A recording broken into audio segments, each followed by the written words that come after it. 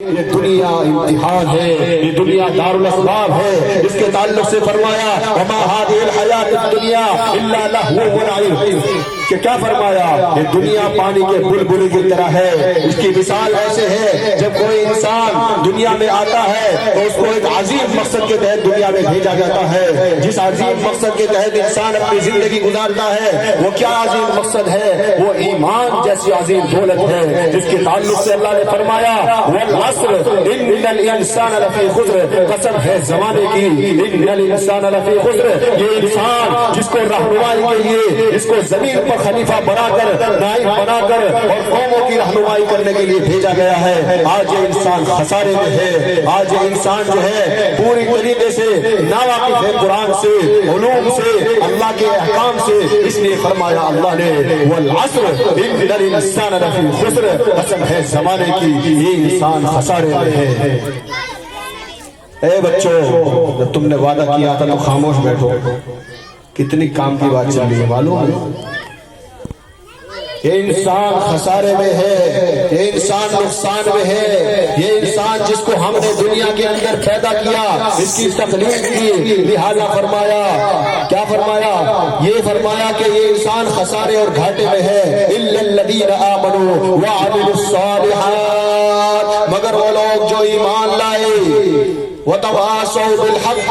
اور حق کی دعوت دیتے رہے، وتواصوا بالحق وتواصوا بالصبر اور صبر کی تلقین کرتے رہے۔ آج ہم اپنا اہل ایمان ہونے کے ناطے بتائیں اپنا کتنا اہم فریضہ انجام دے رہے ہیں، جبکہ نبی اکرم صلی اللہ علیہ وسلم نے فرمایا لا يؤمن احدكم حتى يكون هواه تبعا لما جئت به،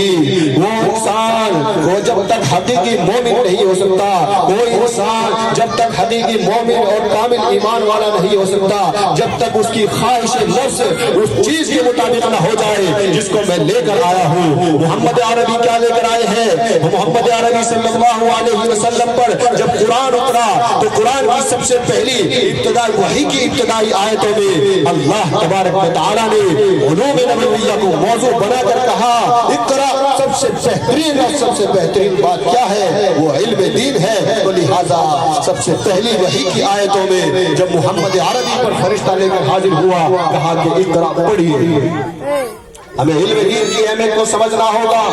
آج ہم دنیا میں کس وجہ سے بھیجے گئے ہیں، ہمارا مقصد کیا ہے، ہمارا دین ہم سے چاہتا کیا ہے، ایمان ہم سے کیا چاہتا ہے، اس کو حدیث مبارکہ میں رسول اکرم نے فرمایا کہ تمام کے تمام مومنوں سے یہ پیغام عام کر دیا گیا ہے کہ جو نبی محمد صلی اللہ علیہ وسلم اور جو ہے وہ دین نبی لے کر آئے ہیں اور جو چیزیں احکام شریعت کے اندر آپ کو بتلائی گئی ہے، جب تک کہ آپ کی تمام کی تمام خواہش اور تمام کی تمام چیزیں اس دین کے مطابق نہ ہو جائے جو محمد عربی صلی اللہ علیہ وسلم لے کر آئے ہیں، جب تک تم مکمل ایمان والے نہیں ہو سکتے۔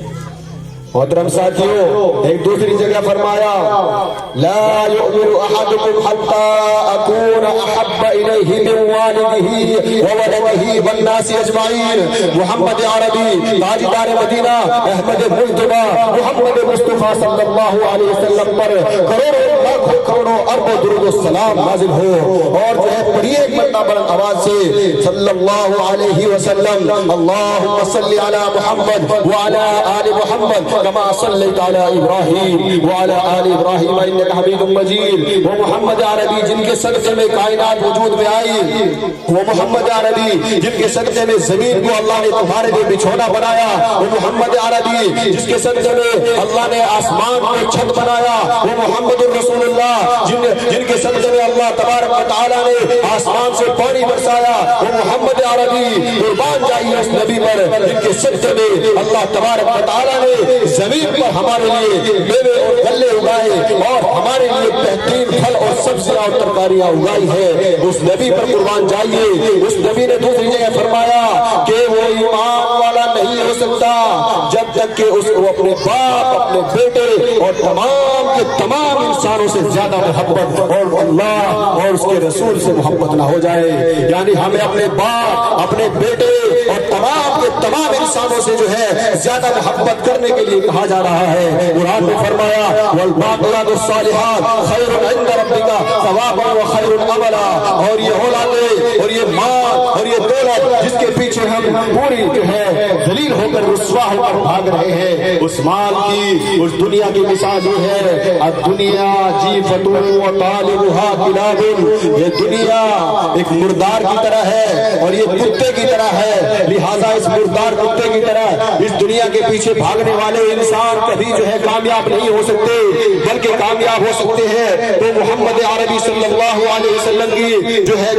جو احکام الہی محمد عربی صلی اللہ علیہ وسلم لے کر آئے ہیں، جو قرآن ہمیں عطا کیا گیا ہے اور جو شریعت ہمیں محمد عربی صلی اللہ علیہ وسلم کے ذریعے حاصل ہوئی ہے، ہمیں اس پر کامیابی حاصل ہوگی. اس دنیا کی مثال یہ ہے کہ جو انسان یعنی کہ اپنے سائے کے پیچھے بھاگے. دنیا کی مثال میں حضرات علماء کرام کی توجہ چاہتے ہوئے یہ دنیا کی مثال اس طریقے سے دی گئی ہے کہ کوئی انسان کسی کا سایہ ہو اور وہ انسان اپنے سائے کے پیچھے بھاگے، تو لہٰذا جب وہ انسان اپنے سائے کے پیچھے بھاگتا ہے وہ سایہ اس سے آگے آگے بھاگتا ہے. انسان اپنے سائے کے پیچھے بھاگتا ہے لیکن سایہ کبھی اس کے ساتھ نہیں ہوتا، سایہ ہمیشہ آگے بھاگتا ہے. مگر یاد رہے جب وہ انسان اپنے سائے کے مخالف سمت میں بھاگنا شروع کر دیتا ہے تو وہ سایہ انسان کے پیچھے بھاگنا شروع ہو جاتا ہے. تو محترم ساتھیوں، بزرگوں، نوجوان بھائیوں، اسی طریقے سے دنیا کی مثال ہے. جب ہم دنیا کے پیچھے بھاگتے ہیں، جب ہم دنیا کی عشق و مستی میں مبتلا ہو جاتے ہیں، جس دنیا کے تعلق سے